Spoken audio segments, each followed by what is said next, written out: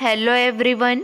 चलिए आज की क्लास हम शुरू करेंगे। हमारा पहला प्रश्न देखिए, छत्तीसगढ़ के रायगढ़ जिले के कापू को किसका दर्जा दिया जाएगा। कापू जो है रायगढ़ जिले में आता है। कापू को किसका दर्जा दिया जाएगा? सही जवाब है पूर्ण तहसील का दर्जा दिया जाएगा। ठीक है। मुख्यमंत्री ने भेंट मुलाकात में यह घोषणा की है। कापू उप तहसील को पूर्ण तहसील का दर्जा दिया जाएगा। रायगढ़ में 467 करोड़ की लागत से 260 किलोमीटर सड़कों का निर्माण भी होगा। मुख्यमंत्री ने धर्मजयगढ़ विधानसभा क्षेत्र के ध्यान देंगे, साथ साथ मुख्यमंत्री ने ग्राम छाल में पूर्व मंत्री श्री चनेशराम राठिया की प्रतिमा का अनावरण भी किया है। ठीक है, ये उनकी प्रतिमा है। मुख्यमंत्री ने धर्मजयगढ़ विधानसभा क्षेत्र में ग्राम छाल में पूर्व मंत्री श्री चनेशराम राठिया की प्रतिमा का अनावरण किया है। ये चनेशराम राठिया की प्रतिमा है। अगला प्रश्न देखिए, छत्तीसगढ़ का पहला सिविल अस्पताल कहाँ खुला है जहाँ ब्लड बैंक की सुविधा मिलेगी? सही जवाब है खरसिया में खुला है और खरसिया रायगढ़ जिले में आता है। मुख्यमंत्री भूपेश बघेल ने 14 सितंबर 2022 को सिविल अस्पताल के ब्लड बैंक का शुभारंभ किया है। कब किया इसका शुभारंभ? 14 सितंबर 2022 को। ठीक है। सिविल अस्पताल खरसिया प्रदेश का पहला सिविल अस्पताल होगा जहां ब्लड बैंक की सुविधा उपलब्ध कराई जा रही है। मुख्यमंत्री श्री बघेल ने यहां अत्याधुनिक हमर लैब का भी शुभारंभ किया। ठीक है। अगला प्रश्न देखिए, छत्तीसगढ़ राज्य गौ सेवा आयोग के अध्यक्ष कौन है? इनका नाम है महंत डॉक्टर राम सुंदर दास। ऑप्शन नंबर 2 सही है। छत्तीसगढ़ राज्य गौ सेवा आयोग के अध्यक्ष महंत डॉक्टर राम सुंदर दास हैं। अगला प्रश्न देखिए, अभियंता दिवस कब मनाया जाता है? सही जवाब है ऑप्शन नंबर 3, 15 सितंबर को मनाया जाता है।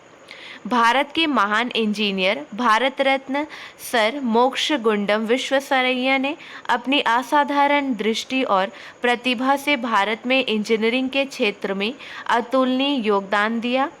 उनकी स्मृति में उनके जन्मदिन मतलब 15 सितंबर को आज ही के दिन अभियंता दिवस के रूप में मनाया जाता है।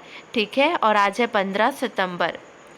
अगला प्रश्न देखिए, ये क्वेश्चन बहुत इम्पॉर्टेंट है। चलिए ध्यान देंगे। केंद्रीय मंत्रिमंडल ने छत्तीसगढ़ की कितनी जाति समुदायों को अनुसूचित जनजाति में शामिल करने की स्वीकृति दी है? सही जवाब है ऑप्शन नंबर 3, 12। ठीक है। प्रधानमंत्री श्री नरेंद्र मोदी की अध्यक्षता में केंद्रीय मंत्रिमंडल ने छत्तीसगढ़ की 12 जाति समुदायों को अनुसूचित जनजाति में शामिल करने की स्वीकृति दी है। मुख्यमंत्री भूपेश बघेल ने 11 फरवरी 2021 को प्रधानमंत्री श्री नरेंद्र मोदी को पत्र भेजकर छत्तीसगढ़ की विभिन्न जातियों को अनुसूचित जनजाति में शामिल करने का आग्रह किया था। क्लियर है? चलिए ध्यान देंगे। जातियां जिन्हें अनुसूचित जनजाति में शामिल किया गया है, ये सारे नाम आपको दिए गए हैं। इससे पहले इस पैराग्राफ को देखिए। केंद्रीय मंत्रिमंडल की बैठक में बुधवार को गोंड भारिया जैसी जातियों को लेकर बड़ा फैसला लिया गया है। कैबिनेट ने 5 राज्यों, ध्यान देंगे कौन कौन से, 5 राज्यों छत्तीसगढ़, हिमाचल प्रदेश, कर्नाटक, तमिलनाडु और उत्तर प्रदेश में करीब 15 जनजाति समुदायों को अनुसूचित जनजाति में शामिल करने के प्रस्ताव को मंजूरी दी है। केंद्रीय मंत्री अर्जुन मुंडा ने यह जानकारी दी है। चलिए ध्यान देंगे। 5 राज्यों के हिसाब से देखें। 5 राज्यों में छत्तीसगढ़, हिमाचल प्रदेश, कर्नाटक, तमिलनाडु और उत्तर प्रदेश, इनमें करीब 15 जनजाति समुदायों को अनुसूचित जनजाति में शामिल करने के प्रस्ताव को मंजूरी दे दी गई है। चलिए ये टेबल देखेंगे। जातियां जिन्हें अनुसूचित जनजाति में शामिल किया गया, हम बात करें केवल छत्तीसगढ़ की, तो छत्तीसगढ़ में 12 जनजाति समूह को अनुसूचित जनजाति में शामिल किया गया है। ठीक है। कौन कौन से? भुइयां, भूया, पंडो, धनुहार, गदबा, गोंड, कोंद, कोडाकू, नगेसिया, धांगड़, सौरा, बिंझिया। ठीक है, 12 हो गए। हिमाचल प्रदेश से हट्टी है। तमिलनाडु से एक जनजाति समूह को अनुसूचित जनजाति में शामिल किया गया है, उसका नाम है कुरुविकरन। कर्नाटक से बेट्टा कुरुवा।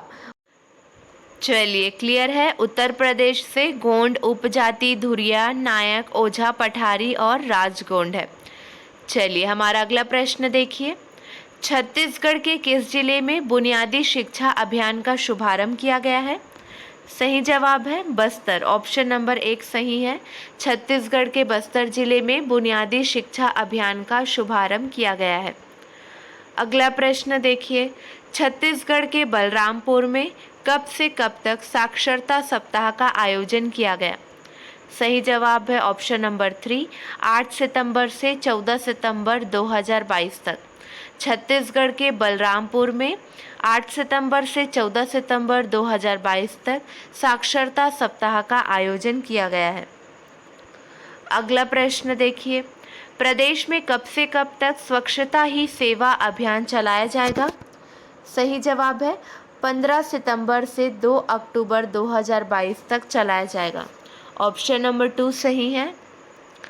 अगला प्रश्न देखिए। छत्तीसगढ़ के विधायकों को अब हर महीने कितना रुपया मिलेगा? सही जवाब है ऑप्शन नंबर 3, 1,60,000 रुपये मिलेगा। ठीक है, चलिए ध्यान देंगे। छत्तीसगढ़ में विधायकों को वर्षों से मिल रहे अर्दली भत्ते की सुविधा खत्म कर दी गई है। हालांकि सरकार ने उनके वेतन भत्ते में लगभग 2 गुने का इजाफा किया है। अब विधायकों को 1,60,000 रुपये हर महीना मिलेगा। 12 सितंबर से बढ़ा हुआ वेतन भत्ता लागू हो गया। ठीक है, कब से? 12 सितंबर से। अगला प्रश्न देखिए।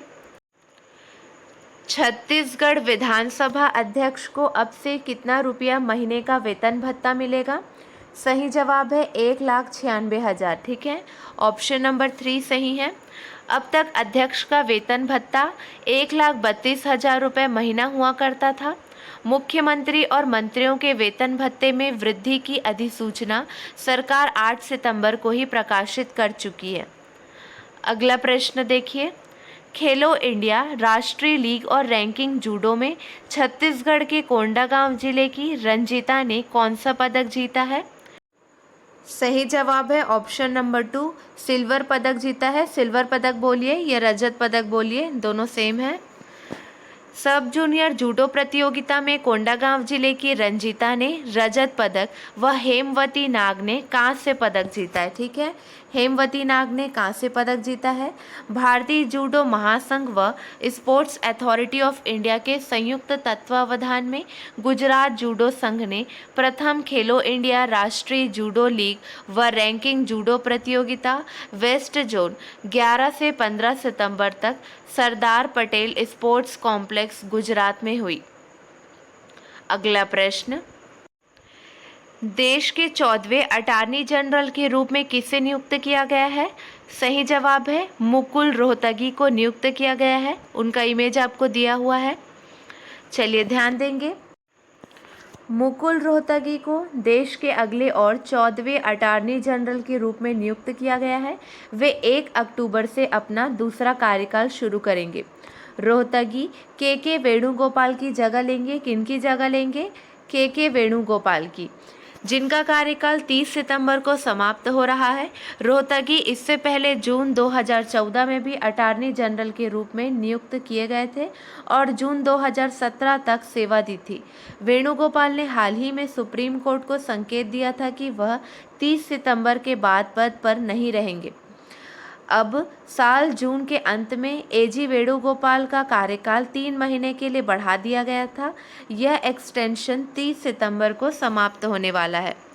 अगला प्रश्न है, किस राज्य के मुख्यमंत्री ने निवासी सुरक्षा और सुरक्षा अधिनियम पोर्टल लॉन्च किया है? सही जवाब है मेघालय। ऑप्शन नंबर 1 सही है। मेघालय राज्य के मुख्यमंत्री ने निवासी सुरक्षा और सुरक्षा अधिनियम पोर्टल लॉन्च किया है। अगला प्रश्न। छत्तीसगढ़ के वर्तमान में कितने जिले हैं? सही जवाब है 33 जिले हैं। छत्तीसगढ़ में 5 नए जिले के साथ ही जिलों की संख्या बढ़कर 33 हो गई है।